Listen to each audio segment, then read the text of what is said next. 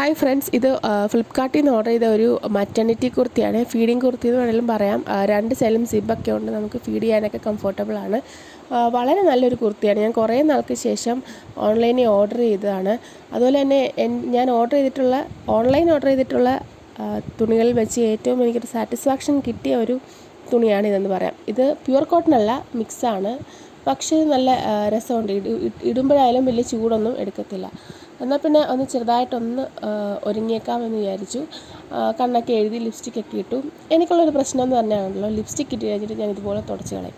അത് ജസ്റ്റ് ആ ടിൻറ്റ് മാത്രം മതി എനിക്ക്. അതുപോലെ തന്നെ എൻ്റെ മുടി എന്ന് പറഞ്ഞാൽ ഭയങ്കര ഫ്രിസിയാണ്. അപ്പം ഞാൻ ഈ ഹെയർ സിറം ഉപയോഗിച്ചില്ലെങ്കിൽ എൻ്റെ കാര്യം കഷ്ടമാണ്. ഇത് മൊത്തം ജട കെട്ടും. അതുപോലെ തന്നെ ഇവിടുത്തെ വെള്ളം എന്ന് പറഞ്ഞാൽ ഹാർഡ് വാട്ടറുമാണ്. സോ സിറം ഉപയോഗിക്കാതെ എനിക്കൊരു രക്ഷയില്ല. അങ്ങനെ റെഡിയായി. അപ്പോൾ എനിക്കെന്തോ ഒരു മിസ്സിങ് പോലെ തോന്നി. അപ്പം ഞാൻ വിചാരിച്ചു എന്നാൽ കണ്ണൊന്ന് എഴുതിയേക്കാം. ഞാൻ ഹിമാലയയുടെ കാജലാണ് ഉപയോഗിക്കുന്നത്. അതും എൻ്റെ പേഴ്സണൽ ഫേവറേറ്റ് ഒരു കാജലാണ്. ചുടല ശീലം ചുടല വരെയെന്ന് പറഞ്ഞാൽ ബാക്കി ഞാൻ എടുത്ത് തലയിലോട്ട് അങ്ങ് തേച്ചു. പിന്നത്തെ മിസ്സിങ് സിന്ദൂരമാണ്. ഇപ്പോഴാണ് എനിക്കൊരു സാറ്റിസ്ഫാക്ഷൻ വന്നത്. സിന്ദൂരം ഇട്ടില്ലെങ്കിൽ എവിടെയോ ഒരു മിസ്സിങ് പോലെയാണ് തോന്നുന്നത്. അപ്പോൾ ഇതുപോലെയാണ് ഹെയർ ടൈ ചെയ്തത്.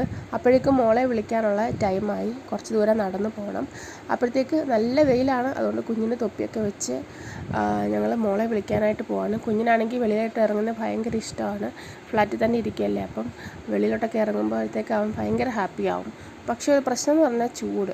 വേറെ വഴിയില്ലല്ലോ, പോയല്ലേ പറ്റത്തുള്ളൂ. പിന്നെ ഷെയ്ഡൊക്കെ നോക്കി പോവും. അവളങ്ങനെ വന്നു. വരുന്ന വഴിക്ക് നമ്മുടെ ഒരു ഫ്രണ്ടാണ് കേട്ടോ ഇത്. പാവം പിടിച്ച ഒരു പട്ടിക്കുട്ടനാണ്, ആരെയൊന്നും ചെയ്യത്തില്ല. അപ്പോൾ ഞാൻ ചൂടെടുക്കുന്നു അമ്മ എന്ന് പറഞ്ഞാൽ പെട്ടെന്ന് തന്നെ ഞങ്ങൾ വീട്ടിലോട്ട് കയറുവാണ്.